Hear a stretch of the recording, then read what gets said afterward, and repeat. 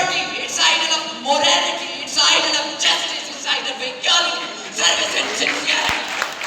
Mr. President, corruption is not only the topic, corruption is a complete story.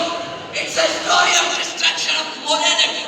It's a story of destruction of honesty. It's a story of damnation of values. It's a story of extinction of nation.